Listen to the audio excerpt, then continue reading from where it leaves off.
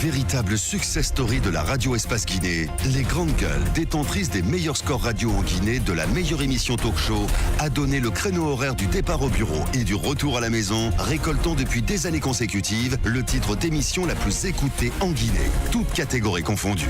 Un grand total de plus de 5 millions d'auditeurs ont été fidèles au talk show Les GG, diffusé jour après jour sur toutes les stations du réseau Adafo Média de 9h à 10h30, un exploit qui restera longtemps dans les annales de la bande FM en Guinée. Merci de nous rejoindre dans la deuxième partie de cette émission. Encore 30 minutes à passer ensemble. Dans un instant, si tout va bien, on va essayer de prendre donc la réaction de monsieur Kalemoudou Yansane après la décision qui a été rendue hier par le tribunal de première instance de Mafanko. Le tribunal de Mafanko donc qui a validé l'élection de son challenger Mamadou Bartos Camara à l'issue de l'élection du 7 février dernier. Les avocats de Kalemoudou Yansane donc annoncent qu'ils vont saisir la Cour de justice de la CEDEAO. Comment lui-même, le principal concerné, réagit-il à cette décision du tribunal de première instance de Mafanko et que compte-t-il faire désormais? On lui posera la question dans un instant. Et cette question donc en débat, la CAF a-t-elle officialisé l'attribution de la CAN 2025 à la Guinée? Le ministre de la Culture, des Sports et du Patrimoine historique croit le savoir. Il a d'ores et déjà soumis au gouvernement, c'était hier donc en conseil des ministres, l'examen d'un projet de décret portant à création du comité national d'organisation de la Coupe d'Afrique des Nations de football senior 2025. Le ministre Sanusi Bantamasso explique que cette attribution est consécutive au récent glissement de calendrier survenu suite au retrait au Cameroun de la CAN 2019. Dans un instant donc, on va essayer de joindre M. Fodeba Isokera, secrétaire général du ministère de la Culture, des Sports et du Patrimoine historique. Et cette démission de M. va-t-on appeler d'ailleurs démission de Joseph Baka Sandouno. Il était tête de liste du bloc libéral à Guékedou. Les raisons de ce départ, on essaie donc de lui poser la question tout à l'heure vers la fin de notre émission. On revient avec vous, Kylian. Alors, on était en train de parler de ces conditions assez particulières d'attribution de la CAN 2025 qui revient désormais à la Guinée. J'étais en train d'expliquer les raisons qui ont prévalu à la démission de ce membre du bureau exécutif de la CAF en la personne de Moussa Biliti. C'était le 1er février 2019. Dans un pan de ces raisons mentionnées donc dans cette lettre de démission, il dit, je cite, Aboubacar Diallo, oui. Le pouvoir exécutif de la CAF est conféré au comité exécutif. En d'autres termes, vous, il s'adresse là au président de la CAF, Ahmad Ahmad, vous ne pouvez pas assumer des prérogatives que vous n'avez pas. Chaque décision du président de la CAF doit être approuvée par le comité exécutif. Or, ce n'est clairement pas le cas actuellement. Ça veut dire que les décisions relatives au glissement, par exemple, du calendrier des CAN, des éditions 2019, 2021, 2023, n'ont pas fait l'objet d'une discussion profonde au sein du bureau exécutif de la Confédération africaine de football. Mais puisque nous sommes dans un pays où la lucidité de la minorité ne triomphe toujours pas sur la majorité euphorique, sur la majesté de la majorité euphorique, ça devient assez compliqué à un certain moment de poser des questions pour connaître clairement est-ce que la Guinée va organiser la CAN 2025 ou non. Parce que la question de savoir si la Guinée va pouvoir organiser ça, c'est une question. Oui. Mais là, à l'heure actuelle, on se demande est-ce que réellement la CAN 2025 nous revient attribuée officiellement à la Guinée par la Confédération. C'est une question qu'on est en droit de se poser. Qu'on est en droit de se poser. Mais je pense encore une fois que les autorités en charge des sports doivent encore une fois. Le secrétaire général Fodeba Isokera qui ne répond pas du tout ce matin. Les grandes gueules. On aimerait c'est une patate chaude. C'est vraiment une patate chaude, encore une fois, parce que, encore une fois, il n'appartient pas à un membre du comité exécutif d'attribuer une Coupe d'Afrique des Nations à un pays. Récemment, on a écouté le ministre Bantamasso sur... Est-ce que cela voudrait dire, parce qu'il y a quand même, je ne sais pas, pour la Côte d'Ivoire par exemple, peut-être le Cameroun aussi, c'est le même président qui a fait ces annonces. Je crois en Côte d'Ivoire, c'est après avoir rencontré aussi Ouattara qu'il a fait l'annonce comme quoi en 2023, la CAN se jouerait de ce côté. Est-ce qu'on peut émettre le doute sur les différentes CAN ou bien c'est pour la Guinée seulement il y a le flou?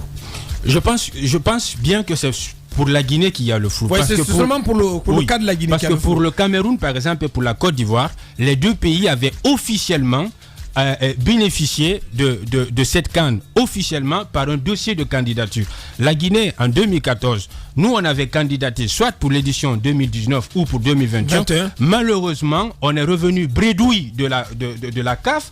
Issa Hayatou, à l'époque, pour celui qui connaît les relations assez profondes, séculaires qu'il entretient avec la Guinée, a dit la Guinée était un pays d'une tradition sportive. Exactement.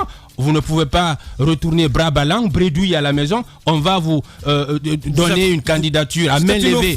Exactement, une offrande comme ça. La Guinée est rentrée à la maison en 2023. Mais pour les autres pays, il y avait bien un dossier de candidature bien concocté, monté en bonne et due forme. Donc, s'il y a glissement de calendrier pour le Cameroun et pour la Côte d'Ivoire, il n'y a pas de débat. Ça ne devrait pas poser débat. Mais pour nous, pour la Guinée, où il n'y a pas de dossier de candidature, où il n'y a pas une candidature manifeste, où il n'y a pas une volonté politique manifeste, je pense qu'il y a bien lieu de se poser des questions, de s'interroger sur l'authenticité, mais aussi surtout sur la Coupe d'Afrique des Nations 2025. Bien, voilà ce qu'on pourrait dire. Réaction rapidement, oui, allez-y. La question que je voulais poser, c'est quelle est la valeur de la parole du président de la CAF auprès de ce comité dont vous parlez? Le président de la CAF, il est lui-même membre du bureau exécutif. En principe, pour des décisions d'une telle envergure, pour des décisions majeures, ça doit faire l'objet d'une discussion avec les autres membres du bureau exécutif de la Confédération. Si vous remarquez, depuis un certain moment, la CAF est aujourd'hui victime des discours et des sorties contradictoires, des sorties à double vitesse. On a écouté par exemple Constant Omari sur les antennes de RFI qui a dit ouvertement que le dossier de la Guinée n'était pas archivé au niveau du secrétariat de la CAF. Et 24 heures après, il se dédie chez nos confrères de TV5. Ahmad sort pour tenir une autre déclaration. On comprend absolument plus rien ce qui se passe au sein de la CAF. On se demande bien où est passée la cellule de communication de la Confédération africaine de football. Est-ce qu'on aura la CAN 2025? Vous avez suivi les explications de Paul. Ça vous inspire quoi, Mohamed Mara? Vous êtes rassuré ce matin? Alors, moi, il y a deux remarques que je veux faire. La première, c'est que lorsque le Cameroun a été dessaisi de l'édition 2019, tout le monde voyait le Maroc. Tout le monde voyait l'attribution de l'édition présente au Maroc. Et c'était presque acquis. Il suffisait juste que le Maroc candidate.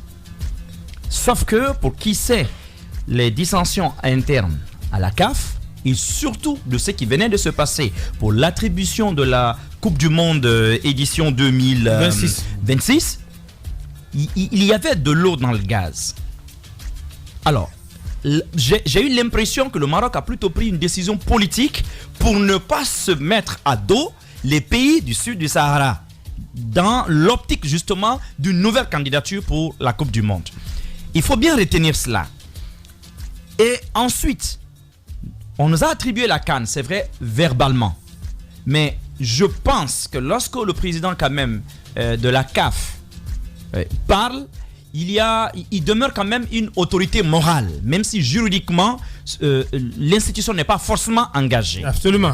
Or, aujourd'hui, désavouer Ahmad, ce serait même jouer, si vous voulez, sur les élections futures de renouvellement des instances de la CAF avant l'heure.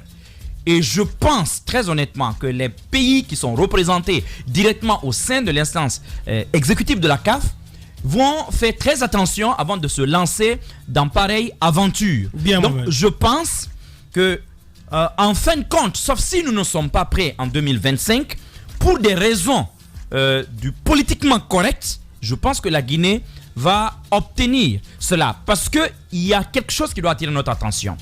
Avant d'aller en Côte d'Ivoire, où déjà les gens s'apprêtaient à saisir le tribunal arbitral, tout comme au Cameroun, il a fallu d'abord venir négocier avec les Guinéens. Absolument. Pour qu'on puisse décaler l'édition de la Guinée. C'est ce qui me laisse quand même penser qu'avec surtout la présence de Gianni Infantino en Guinée au moment de ces négociations, c'est ce qui me permet quand même d'espérer, parce que la CAF ne peut pas se permettre l'incartade. Ce qu'on attend, c'est ne peut pas se permettre l'incartade quand même de venir discuter avec le chef de l'État d'un pays souverain en Afrique pour ensuite dire, comme ils l'ont dit déjà il y a quelques mois, oh, on n'a pas vu de dossier de la Guinée. Cette fois-ci, ce sont eux-mêmes qui l'ont dit. Merci, Mohamed. Allez-y, Jacques, en 30 secondes.